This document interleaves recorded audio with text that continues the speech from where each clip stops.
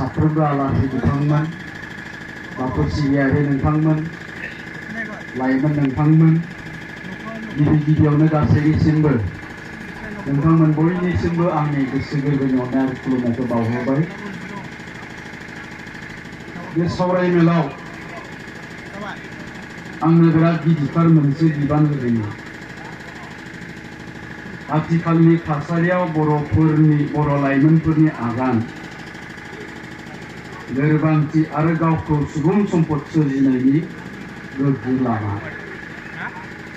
बे आयदानि सायाव बिबुंथि लाखिनो होदों।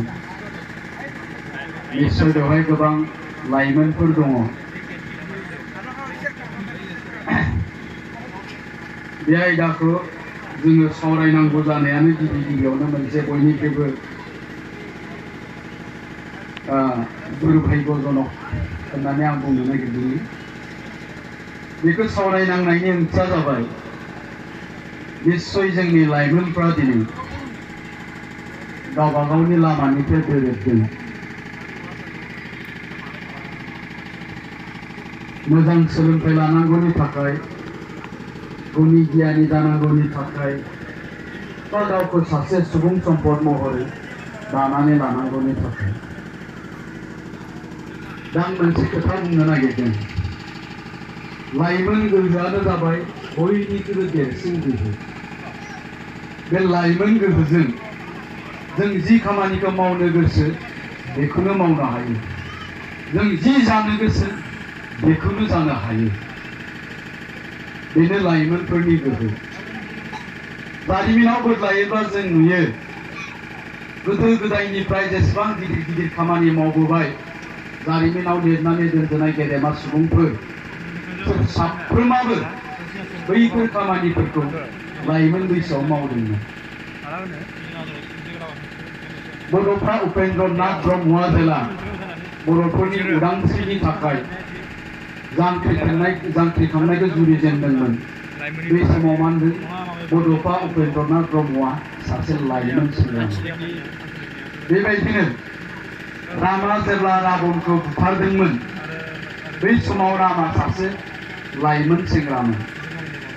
दुष्ट कन्सखौ जेब्ला श्री कृष्ण बुथारदोंमोन बै समाव श्री कृष्णआ सासे लाइमोन सेंग्रामोन। बेबायदिनो जेसेबांखिनि गिदिर गिदिर खामानि मावबोनाय दं जारिमिनाव बिसोर गासैबो गावनि लाइमोन बैसोआवनो बैफोर खामानिखौ मावबोनो हादोंमोन। बेनि ओंथियानो जाबाय लाइमोनफ्रा जि खामानि मावनो गोसो बेखौनो मावनो हायो आरो नों जि जानो गोसो बेखौनो जानो हायो। जुदि सोरबा दिनैनि दिनाव जौ फाग्ला जादोंबा बियो गाव गोसो जानानैनो जादों।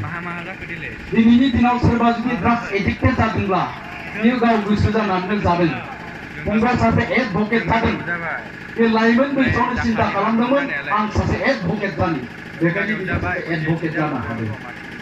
दा बेखायनो लाइमोन सेंग्रा नोंथांमोनखौ लाइमोन सिख्ला नोंथांमोनखौ आं बुंदों नोंसोरनाव ओरैबायदि पावार दं, ओरैबायदि गोहो दं। बे समाव नोङो जि जानो गोसो जि मावनो गोसो बेखौनो मावनो हायो। दा जों बबे खामानिखौ मावगोन? मोजांखौ मावगोन ना गाज्रिखौ मावगोन? जों मोननैनि गेजेराव मोनसेखौ सायख'नांगोन।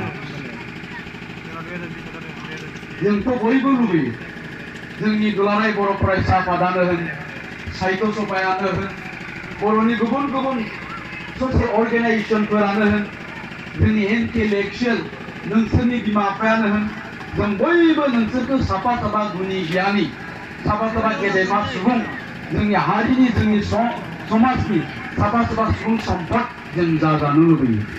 मानोना जों बयबो सिन्था खालामदों बर' जाथिखौ जोङो गेरेमसा हारि हिसाबै दानायनि बा गेरेमसा हारि हिसाबै दानो जों सोरखौ थांखिनानै दानो नागिरदों। जाथिखौ जों गेरेमसा हारि हिसाबै दानो होननानै बुंदों।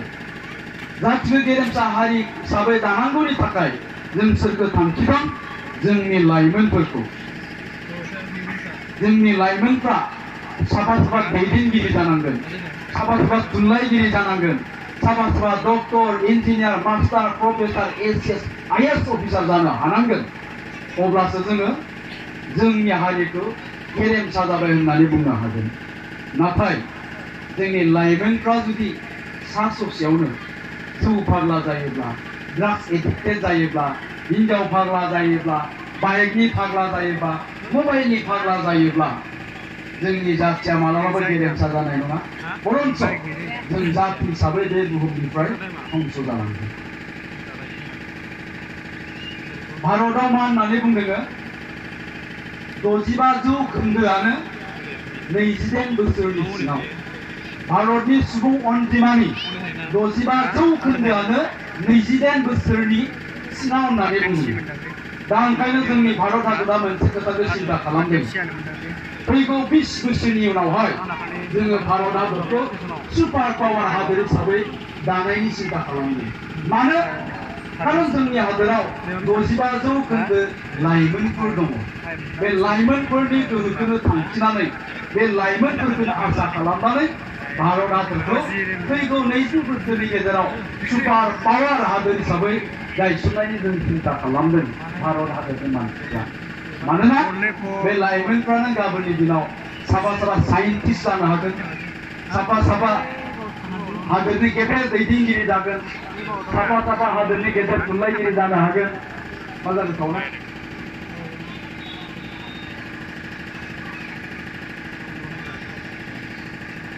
जानो हागोन माने जानांगोन दा जियानो जा दा बेवहाय जोंनि गोबां लाइमोनफोर दङ